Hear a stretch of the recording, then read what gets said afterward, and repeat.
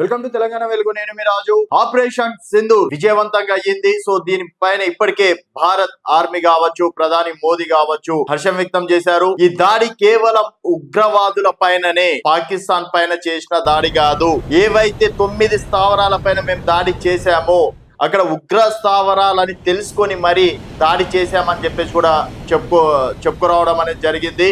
So Bharat కూడా ఏ ఒక్కరికి అంటే పాకిస్తాన్ పౌరులకు కావచ్చు, లేకపోతే పాకిస్తాన్ ఆర్మీకి సంబంధించి కూడా ఎక్కడ కూడా దాడి చేయలేదు. ఇది కేవలం ఉగ్రవాదులు ఎక్కడైతే 9 స్థావరాలు ఏర్పాటు చేసుకున్నారో అక్కడ మాత్రమే దాడి చేయడం అనేది జరిగింది. సరిగ్గా అర్ధరాత్రి 1 గంటల నుంచి 1:30 వరకు ఈ ఆపరేషన్ కంప్లీట్ చేసుకున్నట్టు కూడా తెలపడం అనేది కూడా జరిగింది.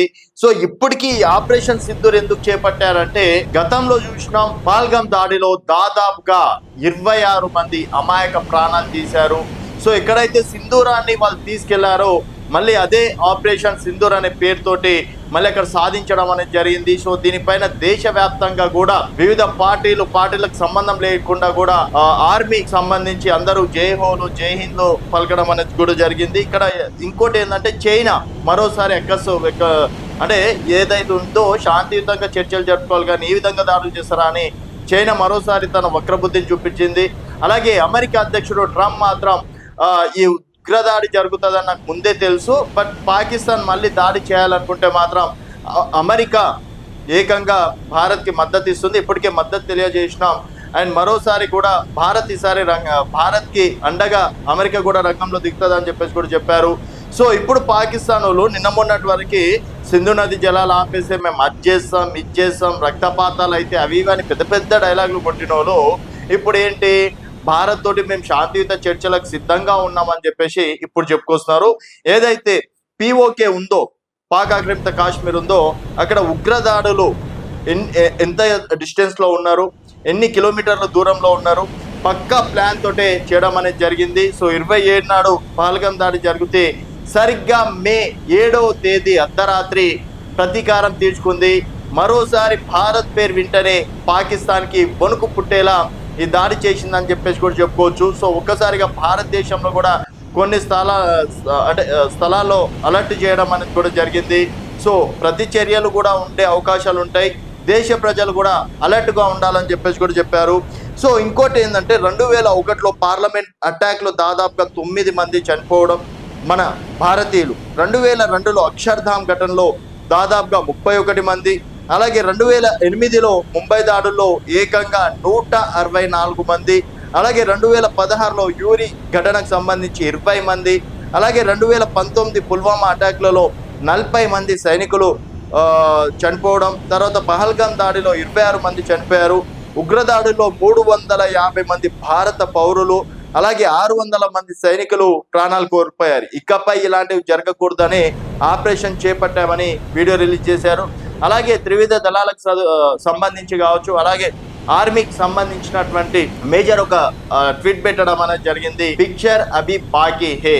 సో ఇది కేవలం ట్రైలర్ మాత్రమే, మళ్ళీ పాకిస్తాన్ తోక జాడించింది అనుకో ఇక పైన పాకిస్తాన్ పైన కూడా అటాక్ చేస్తాం. సో పాకిస్తానే ఒప్పుకుంది, పాకిస్తాన్ మీడియాలోనే ఒప్పుకుంది ఉగ్రదాడుల పైన ఉగ్ర స్థావరాల పైన భారత్ అటాక్ చేసిందని చెప్పేసి. సో ఉగ్ర స్థావరాల పైననే మెయిన్ అటాక్ చేశారు. అలాగే లష్కర్-e తోయబా, ISI ఇలాంటివి ఏదైతే ఉగ్ర సంస్థలు ఉన్నాయో అందులో కీలకంగా ఉన్నటువంటి 30 మంది ఉగ్రవాదులు చనిపోయారు. అలాగే మొత్తానికి సంఖ్య 100కు పెరిగే అవకాశం ఉంది. కేవలం గంటలోనే 100కు పైగా ఉగ్రవాదులని అంటే లేపేసిన ఆర్మీకి ఇంకాస్త సమయం ఇస్తే, 2-3 రోజులు సమయం ఇస్తే ఇంకా పాకిస్తాన్ అనేది ఉంటుందా అన్నది ఆలోచించుకోవాలి. సో మొత్తానికి ఈరోజు భారతీయులు కావచ్చు, పహల్గామ్ దాడిలో చనిపోయినటువంటి అమరవీరులు కావచ్చు, వాళ్ళకి నిజమైన శాంతి ఈరోజు లభించిందని చెప్పేసి కూడా చెప్పుకోవచ్చు. సో పాకిస్తాన్ పదే నిన్న మొన్నటి వరకు మేము భారత్ దాడి చేసి అది చేస్తాం ఇది చేస్తామని చెప్పేసి ఏవేవో పెద్ద మాటలు మాట్లాడింది. తీరా దాడి చేసిన తర్వాత మేము శాంతియుత చర్చలకు రెడీగా ఉన్నాం, సో ఏదైనా శాంతియుతంగా పరిష్కరించుకోవాలి అది అని చెప్పేసి ఇప్పుడు పెద్ద మాటలు మాట్లాడుతుంది. సో ఇంకేమన్నా ఉంటే మాత్రం డెఫినెట్గా పిఓకేని భారత్ స్వాధీనం చేసుకోవాలన్నది ప్రతి భారతీయుడి యొక్క కళ అని చెప్పేసి కూడా చెప్పుకోవచ్చు. ఈవెన్ తెలంగాణ ముఖ్యమంత్రి రేవంత్ రెడ్డి గారు కూడా గతంలో చెప్పారు, పిఓకేని కూడా స్వాధీనం చేసుకోండి, మా సపోర్ట్ ఎప్పుడు ఉంటుందని చెప్పేసి. సో ఇప్పుడు దేశ ప్రజల నుంచి కూడా ఇదే మాట వినబడుతుంది.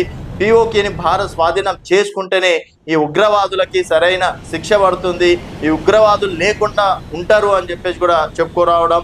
తర్వాత ఇప్పుడు పాకిస్తాన్ ఆర్మీ కూడా అలర్ట్ అయింది, ఏ క్షణాన దాడి జరుగుతుందో అని చెప్పేసి పాకిస్తాన్ పిక్కుమంటూ ఏడుస్తుందని చెప్పేసి కూడా చెప్పుకోవచ్చు. ఇది కేవలం ఉగ్రవాదుల పైననే దాడి అని భారత్ మరోసారి కూడా తేల్చి చెప్పడం అనేది జరిగింది. సో మొత్తానికి పహల్గామ్ దాడిని, ఆపరేషన్ సింధూర్ని మీరు ఏ విధంగా చూస్తున్నారు అనేది మీ అభిప్రాయాల కింద కామెంట్ రూపంలో తెలియజేయండి. చూస్తూనే ఉండండి తెలంగాణ వెలుగు.